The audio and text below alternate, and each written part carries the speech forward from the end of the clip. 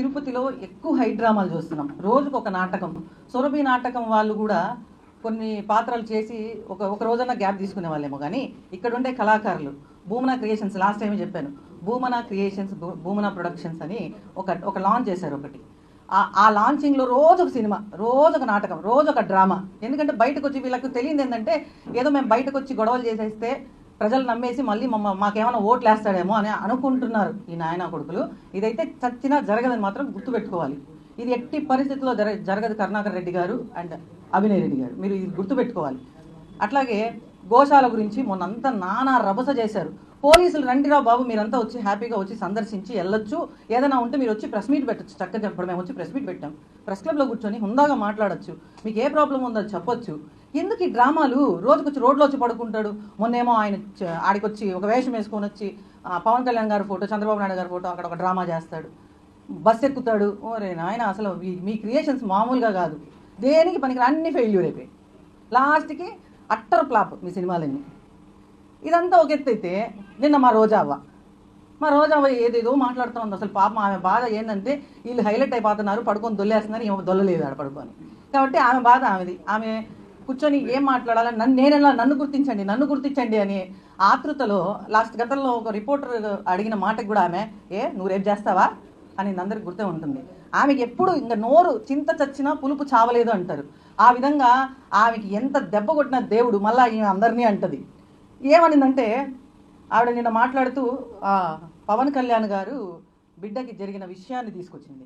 నేను చెప్తున్నా, రోజా ఖబర్దార్, ఒక ఆడదానివేనా నువ్వు? అసలు ఒక తల్లివేనా నువ్వు? అసలు నువ్వు మనిషివేనా? మామూలుగా జెండర్స్ అని ఉంటారు, ఆడ మగ, మనకు అదర్స్ అని ఉంటారు. ఈ అదర్స్లో 4వ రకం ఒకదాన్ని పెట్టాలి. దీన్ని ఈ రోజాని 4వ రోజా రకం అని పెట్టాలి. ఎందుకంటే ఈవిడలాగా మాట్లాడే వాళ్ళందరినీ ఆ కోవలో పెట్టాలి. చేతగాని మాటలు తప్ప ఒక్కటన్నా పనికొచ్చేది ఏమైనా చేస్తున్నారా మీరు? గోశాలలో జరిగింది ఏదైనా ఉంటే మీరు 2022 నుంచి 2023 నుంచి ఆ గోశాలలో ఏ విధంగా విజిలెన్సీ వాళ్ళు మొత్తం వీడియోలతో సహా బయట పెట్టారో మొత్తం ప్రెస్ క్లబ్లో ప్రెస్ వాళ్ళకి అందరికీ ఈవో గారు క్లియర్గా క్లుప్తంగా చూపించారు, అంత చక్కగా వివరించారు. ఆ గోశాలలో ఇప్పుడు తవ్వుతానొచ్చి ఏం మాటలు మాట్లాడుతున్నారు. ఈవిడైతే మరీ హీనంగా, అంటే ఎక్కడో బిడ్డకు జరిగిన ప్రమాదాన్ని ఆ దృష్టిలో పెట్టుకొని వాళ్ళు బాధపడుతుంటే తల్లి మళ్ళీ ట్వీట్ చేస్తుంది. ట్వీట్లు ఎందుకు? ఈ దొంగ నాటకాలు ఎందుకు? ట్వీట్ చేసి నేను చాలా దిగ్భ్రాంతికి లోనయ్యాను, ఇలాంటి సంఘటనలోంచి పవన్ కళ్యాణ్ గారు బయటపడాలన్నట్టు, ఈమె బాధపడుతుందన్నట్టు ఫీల్ అయింది. మరి నిన్న మాట్లాడింది అబద్ధమా? మొన్న మాట్లాడింది, ట్వీట్ చేసింది అబద్ధమా? ఇవన్నీ జగన్నాటకం. జగన్మోహన్ రెడ్డి ఏమైనా నడిపిస్తున్నాడా? మాకైతే ఏం క్లారిటీ లేదు. మళ్ళా ఆడంగి వెదవులు అంట.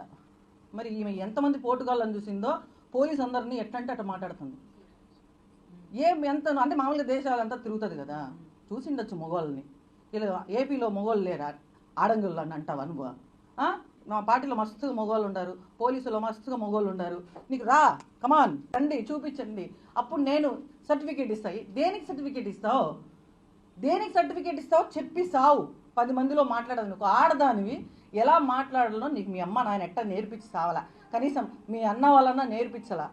ఎట్ట మాట్లాడాలి? ఎంత హుందాగా మాట్లాడాలి? ఏందో రమ్మంటావు, మొగతనం లేదంటావు, ఆడవాళ్ళు అంటావు. ఏంది? వాళ్ళు వచ్చి ఇప్పుడు వాళ్ళ మొగతనాన్ని నిరూపించుకోవాలన్నా? నువ్వు రెడీనా?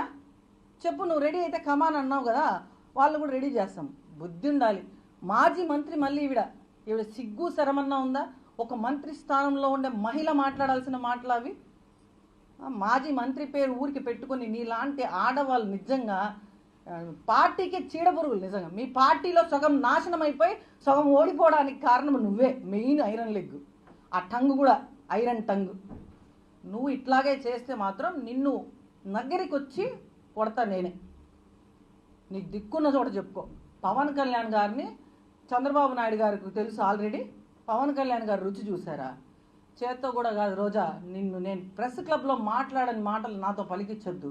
హుందాగా ఏదైనా మాట్లాడితే ఒక ఆడదాని పోయింది, ఒక తల్లివి, అందులో ఒక బిడ్డకు జరిగితే దాన్ని కూడా రాజకీయం చేశారు. మొన్నటికి మొన్న అందరూ ఎక్కడ చూసినా కొండ మీద గుండు చేయించుకున్నందుకు లేడీస్ గుండు చేయించుకోలేదా? కొండ మీద ఆదాయము, అసలు తలనీళ్ళల్లో ఆదాయం వచ్చేదే మహిళల జుట్టుతో. అది పక్కకు పెట్టేసి అసలు కొండ మీద ఏమైనా బోర్డులు పెట్టారా మహిళలు ఎక్కడ గుండ్లు చేయించుకోకూడదు అని చెప్పి? ఆమె ఒక డిక్లరేషన్ ఇచ్చి వచ్చి గుండు చేయించుకొని వస్తే దాన్ని కూడా రాజకీయం చేస్తారు. ఒక తల్లి బాధను కూడా రాజకీయం చేస్తారు. ఇంత దరిద్రులుగా అసలు ఈ వైసీపీ నిజంగా ఈ రాష్ట్రానికి పట్టిన చీడ ఏదైనా ఉందంటే అది వైసీపీ.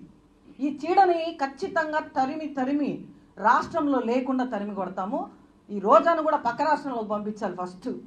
దాన్ని మాత్రం అసలు ఇక్కడ ఉంచే ప్రసక్తే లేదు.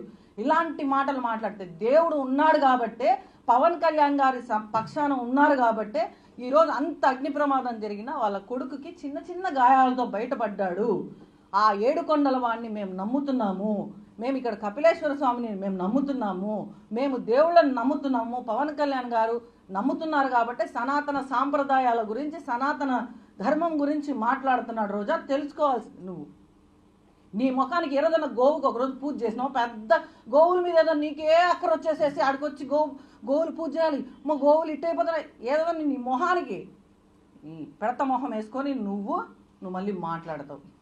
ఇంకొకసారి పవన్ కళ్యాణ్ గారి జోలికి వస్తే ఎట్ట కొడతానో ఇంకా మాకు తెలియదు. నోరు జాగ్రత్త పెట్టుకో, ఖబర్దార్ రోజా.